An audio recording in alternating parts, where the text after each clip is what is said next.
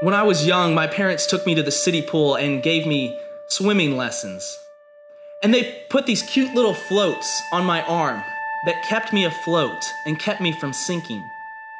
And for a while, it made it really easy to swim around. But because I had the floats on, I couldn't go very far, and I couldn't do very much. And one day, they decided to take the floats off. And it can be a scary thing, because all of a sudden, they set you in the water without your floats on, and they back up a few feet and they say, "Swim to me." If you're seeking Jesus, there will come times in your Christian walk when God decides to take the floats off because it's time to go to the next level. He'll set us in water that we're not used to, and He'll back up a few feet and say, "Come to me." And this can be such a scary thing because oftentimes we feel like we're not ready for the change.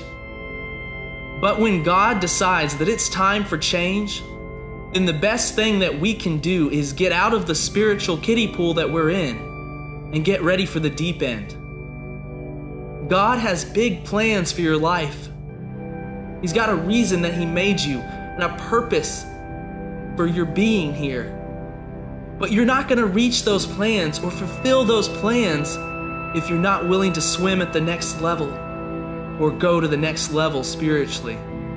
James chapter 1, 2 through 4 says, "Consider it all joy, my brethren, when you encounter various trials, knowing that the testing of your faith produces endurance. And let endurance have its perfect result, so that you may be perfect and complete, lacking in nothing." When you're young and you're learning how to swim, you can quickly imagine that you're alone in the pool because you don't have enough strength and skill to stay afloat and continue looking at your parent at the same time. A parent may let their child take a few strokes so that they can learn how to swim, but they never truly left them alone. They were there the whole time, waiting to catch them when they needed it. But you might say, "I'm not just treading water, I'm drowning." When you're learning how to swim,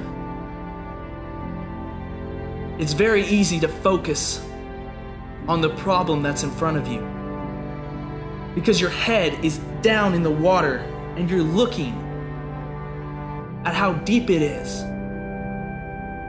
And you're trying to catch a breath. You're trying to get your face out of the water so you can breathe.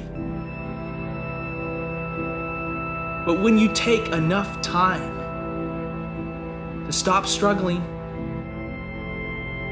and to look up and say, "Help me," loving arms are going to grasp you and pull you out.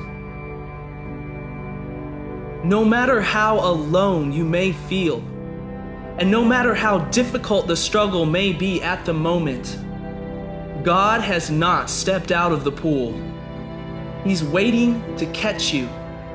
If you'll stop all the yelling, stop all the crying and the splashing, and look at Him and say, "Help me." Psalms 18, verse 6 says, "In my distress, I called upon the Lord and cried to my God for help.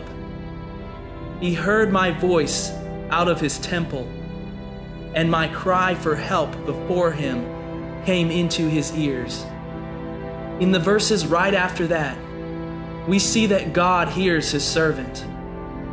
And verse 16 says, "He sent from on high, He took me, He drew me out of many waters."